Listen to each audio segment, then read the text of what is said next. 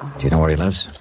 Well, he's got an apartment over on Marina. It's about 8 blocks from here. Think he'd be there? No, he wasn't going home. He was going out somewhere. He acted kind of strange. I don't know what he was going to do. May I ask just what business you're in? Insurance. Oh. I'm a special investigator. What do you mean? I'm working for the company that insured those furs. Oh. The furs that were stolen the night before last from the warehouse across the street. Oh. Something wrong? Oh, no. No, of course not. I don't know what you mean. Oh? Can I help you gather up that silverware? Oh, no, that's all right. I don't know what happened. Just careless, I guess. Yeah. Do you live around here somewhere? Well, yes, on Dalton, 3 blocks up. What's your name? Carla Monte. Why are you asking? How long have you worked here, Carla? About a year. Do many teenagers hang out here?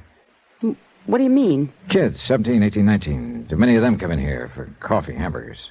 Well, sometimes, yeah. I've never noticed much. Know any of them? No. I don't know any of their names. Are you sure? I don't ask them their names. Did I ask you your name? It's Dollar, Johnny Dollar. Well, I still didn't ask you.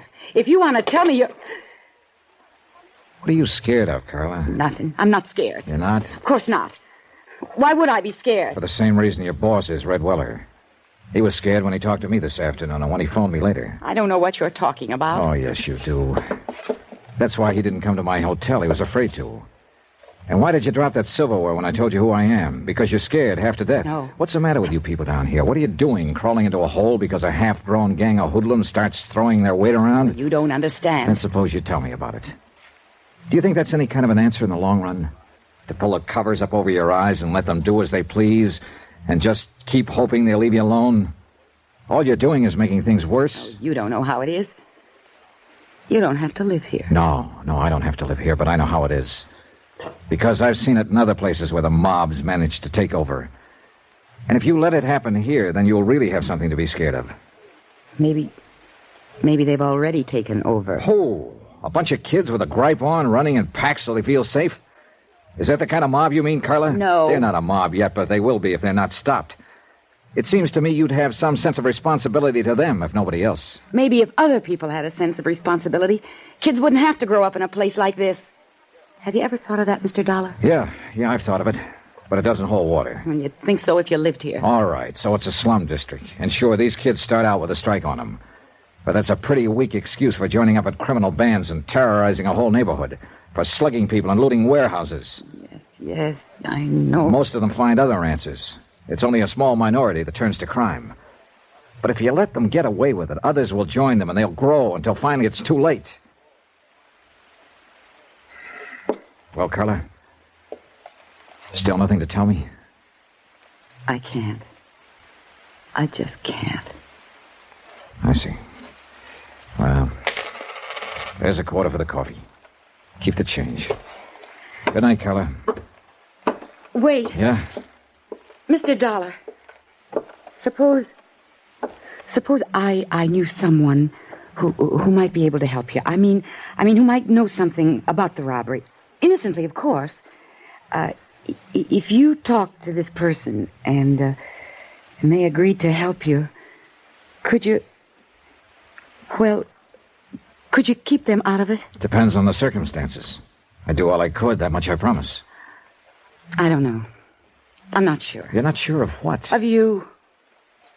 Oh, I know better when I stop and think, but I've lived in this neighborhood too long. Lived with these people and... I'm bound by the law like any other citizen, and I won't break it to help somebody cover up a criminal act. But I figure it's up to me sometimes to decide whether a thing is a criminal act. And if a person seems to deserve it, well, I can be pretty lenient. You promise? What you just said? Yes, I promise. I've got to trust you.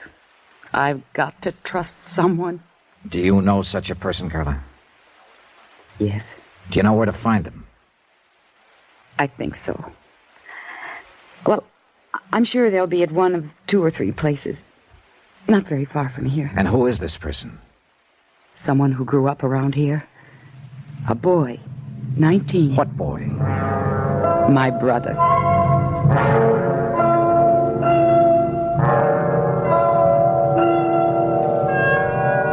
Expense account, item 7, $2.70, taxi.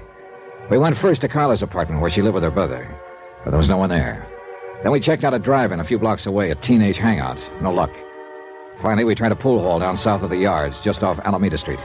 It was our last hope. I know he comes here. It's not a good place for him, but a lot of the other kids do, too. And he wants to belong. Yeah, sure. Everybody does, in one way or another. Oh, gosh, it'd have been different if our folks had lived, but our boy just won't take orders from his sister. Yeah, I know. Go ahead. Thanks. Gosh, let's see. Well, if he's not here, then I just don't know where he... Oh, wait. There he is. Down near the corner. The one with the dark curly hair. All right, come on. Take it easy. Just tell him I'm a friend of yours and you want to talk to him. We'll get him off to one side. Oh, whatever you say. Eddie! Yeah?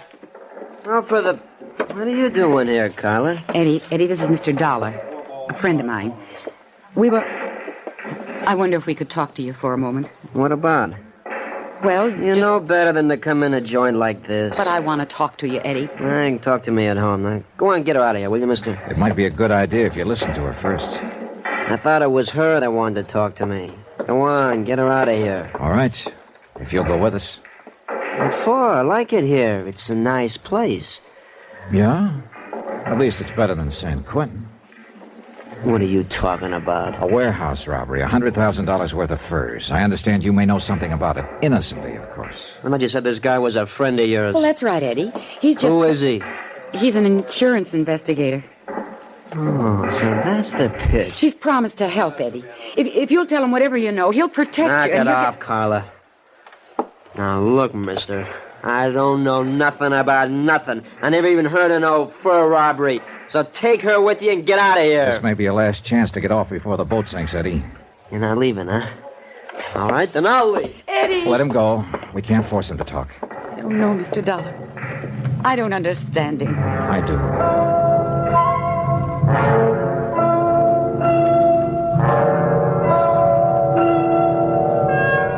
Item 8, 10 cents. Phone call from the pool hall to Lieutenant Garcia at police headquarters. He said there was no change in Albert Chrisman's condition yet. He was still holding on and he still hadn't talked. But there had been another new development, a big one. And when I joined Carla in the taxi outside, she knew it by the look on my face. What's wrong, Mr. Dollar? Now look, how sure are you that your brother wasn't mixed up in that robbery? Well, I want the truth. I'm afraid he was mixed up in it. Then brace yourself, Carla. Your boss, Red Weller, who was going to tell me what he knew about it, was found murdered in an alley an hour ago.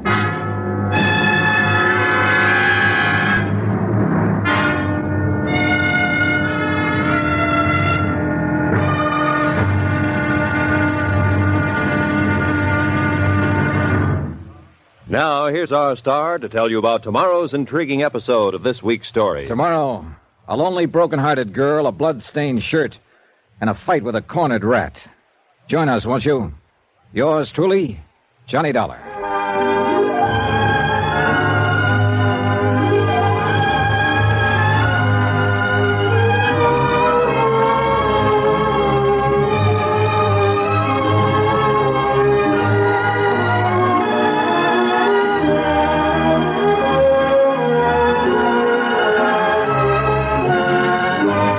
Yours truly, Johnny Dollar, starring Bob Bailey, is transcribed in Hollywood. Written by Les Crutchfield, it is produced and directed by Jack Johnstone.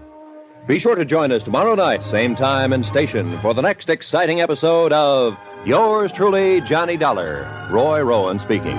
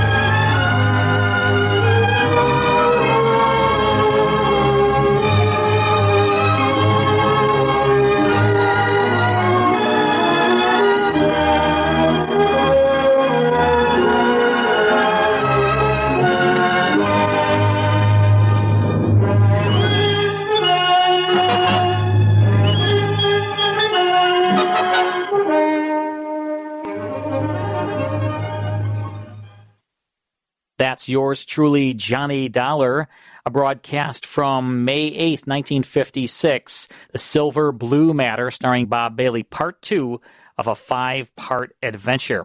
You know, Lisa, over the years, I have bought a lot of fine jewelry, you know. In my 30s and my 40s, I bought beautiful watches, beautiful rings, things like that. And you know what? After a while, I stopped wearing them. They were sitting in my safety deposit box in my drawer and things like that.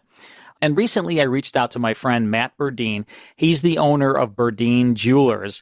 And I turned that fine jewelry into cold, hard cash. I mean, why let these fine pieces of jewelry sit in a safety deposit box collecting dust? Turned it into cash. I couldn't be happier. And I've been sending my friends and my family members. I sent you to Matt. And well, am I a friend or a family member? You're a friend. Okay. You're a very good friend. A very good friend. My best friend. I'll take that. I reached out to Matt Burdine as well. A little bit different. I didn't turn mine into cash, but I had some old pieces that I had inherited that just weren't my style, and they too were collecting dust. So I reached out to Matt, and I had some of my pieces updated, a little bit more modern than they were, and now I love them, and I wear them, and I appreciate them. So I appreciate you for giving me the contact, and I know Matt Burdine was very fair and very honest with me. So I trust Matt Burdine, and I hope that our listeners will too. Right. So 3 things you can do. You can sell your fine jewelry, you can buy fine jewelry, or you can revitalize some of your jewelry at Burdine's. Now, here's the phone number. Call 1-800-875-4418. Or you can visit their website, mention this radio offer, either way, and you will get a free appraisal. The website is burdines.com. That is BURDEENS.com. Once again, 1-800-875-4418. Let's take a quick break, then it's more on the WGN Radio Theatre.